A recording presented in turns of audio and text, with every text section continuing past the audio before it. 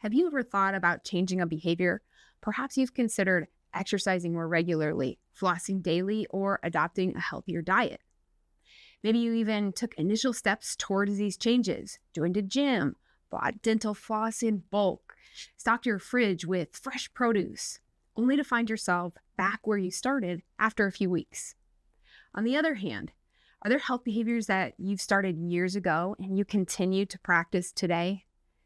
These experiences illustrate the complexities of behavior change and highlight the journey many of us navigate when trying to improve our health. We're going to take a look at the Transtheoretical Model, or TTM, a framework developed by Prochaska and colleagues in the 1970s to understand how people move through different stages of behavior change. Initially designed for smoking cessation, the Transtheoretical Model has been applied to various health behaviors, including exercise, diet modification, and dental hygiene. By examining the stages individuals go through, from contemplating change to maintaining new behaviors over time, we'll explore how the Transtheoretical Model can provide insights and strategies for successfully modifying health behaviors.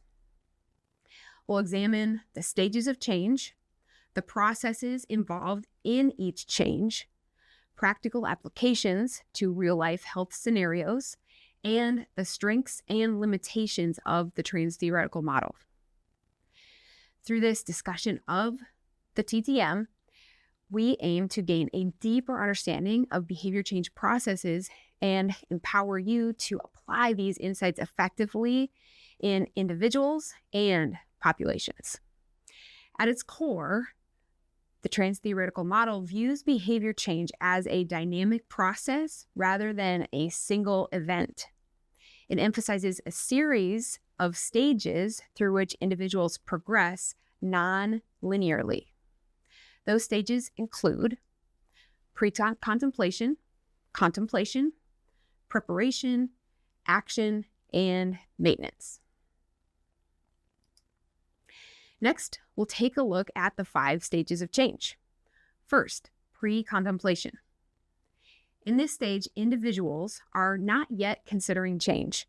They may be unaware of their need for change or resistance to it. For example, they might say something like, "I don't see any reason to change my current exercise habits. I'm fine as I am."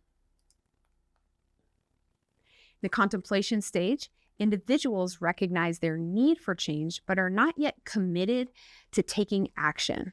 They weigh the pros and cons. For example, they might say something like, "I know I should exercise more, but I'm not sure where to start." In the preparation stage, individuals are actively preparing to take action within the near future. They may be researching options or setting goals. A person in this stage might say something like, "I've signed up for a gym membership and bought some new workout clothes. I'm ready to start next week." In the action stage, people are involved in making overt changes to behavior to achieve a specific goal, such as exercising regularly. People in this stage might say something like, "I've been going to the gym 3 times a week and following a workout plan." In the maintenance stage, individuals have successfully maintained their behavior change for an extended period, typically 6 months or more.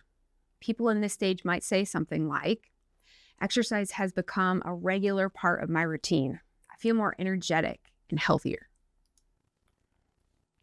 Next, we'll take a look at targeted strategies to promote behavior change. In the Transtheoretical Model, these are called processes of change. Understanding what stage of change your patient or population is in is crucial. For instance, if you have someone in the pre-contemplation stage and are asking them about their exercise goals, that approach is unlikely to succeed because they're not mentally prepared for action. They need time to deliberate on the pros and the cons, to gather more information, and internally consider their need for change. Strategies aimed at action-related processes are not effective for individuals who are still in a cognitive stage of readiness. Recognizing and respecting where individuals are in their journey towards behavior change allows for more targeted and supported interventions, ultimately enhancing the likelihood of sustained health improvements. So let's take a look at the processes of change so that we know which process or strategy to use with each stage of the model.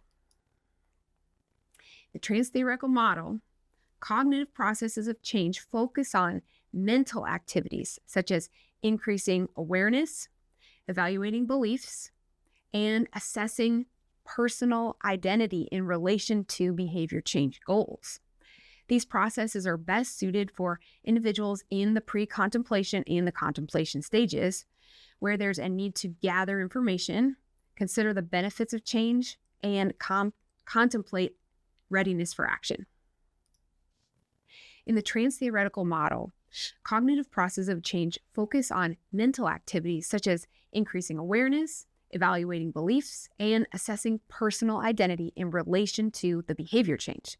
These processes are best suited for individuals in the pre-contemplation and contemplation stages, where the need to gather information, consider the benefits of change, and contemplate readiness for action.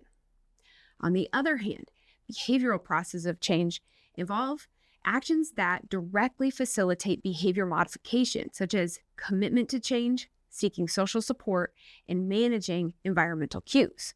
These processes are most effective during the preparation, action, and maintenance stages of the Transtheoretical Model, where individuals actively are planning, implementing, and sustaining new behaviors to achieve lasting change. The following is a breakdown of the processes of change according to whether they are cognitive or action-oriented, along with the stages that are best matched within the Transtheoretical Model. First, consciousness raising. This is an increased awareness and knowledge about the benefits of behavior change. It's best matched with pre-contemplation and contemplation. Dramatic relief is experiencing and acknowledging emotions associated with current and potential behaviors. This is best matched with contemplation and preparation. Self-reevaluation is evaluating one's self-image and identity in relation to behavior change goals. It's best matched with contemplation and preparation. Environmental reevaluation is assessing how behavior change affects one's immediate surroundings, like family. It's best matched with contemplation and preparation. Next, we'll take a look at action-oriented processes of change. First, self-liberation, which is commitment to change and believing in one's ability to achieve it. It is best matched with preparation and action. Helping relationships is seeking and using support from others to facilitate change. It's best matched with preparation, action, and maintenance. Next is counter-conditioning, which is substituting healthier behaviors for currently unhealthy ones. And it is best matched with the action and maintenance stages. Next is reinforcement management, which is using rewards and incentives to reinforce positive behaviors. It's both best matched with action and maintenance. Stimulus control is managing environmental cues to support desired behaviors. For example, putting one's phone in a drawer to be out of sight. It's best matched with action and maintenance stages. The Transtheoretical Model's strengths lie in its comprehensive view of behavior change as a process and its stage-specific interventions.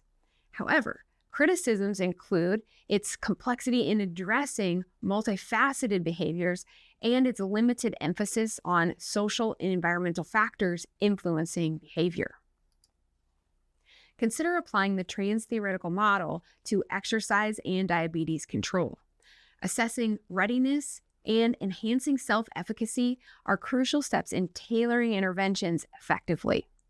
The Transtheoretical Model demonstrates that behavior change is a gradual process, with individuals progressing through distinct stages.